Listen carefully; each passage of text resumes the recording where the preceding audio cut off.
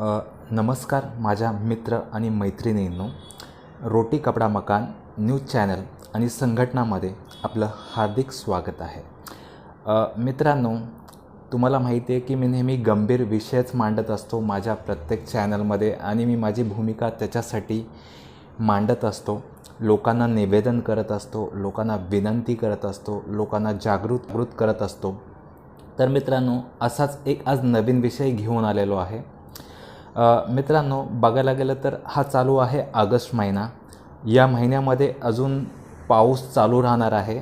तर भरपूर जे तरुण आहेत, कॉलेजचे तरुण मंडळी, जे की जॉब करणारे तरुण मित्रमंडळ आपला प्लॅन करत असतील पिकनिकचा, कुठेतरी पाण्याच्या ठिकाणी, धबधब्याच्या ठिकाणी किंवा अजून कुठे ट्रॅकिंगसाठी।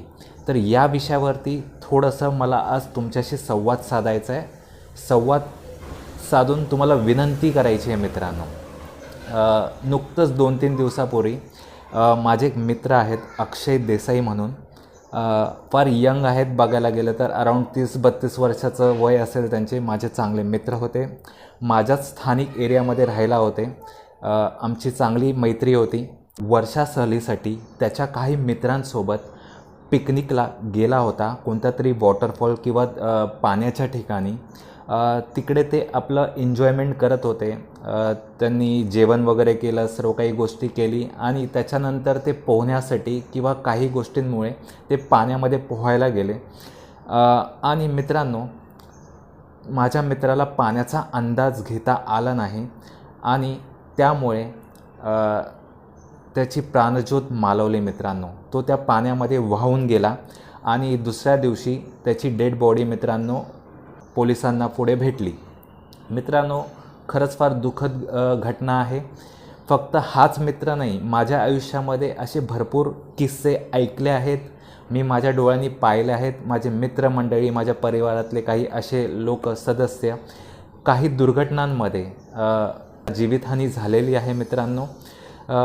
ॲक्च्युली यासाठीच मी हा एक व्हिडिओ बनवतो आहे, कारण माझी इच्छा आहे, माझं तुम्हाला निवेदन आहे, विनंती आहे की जेव्हा तुम्ही तुमच्या मित्रांबरोबर कोणती सहल, कोणती पिकनिक, ट्रॅकिंगला जाता मित्रांनो, तर तुम्ही निश्चितपणे काळजी घ्या।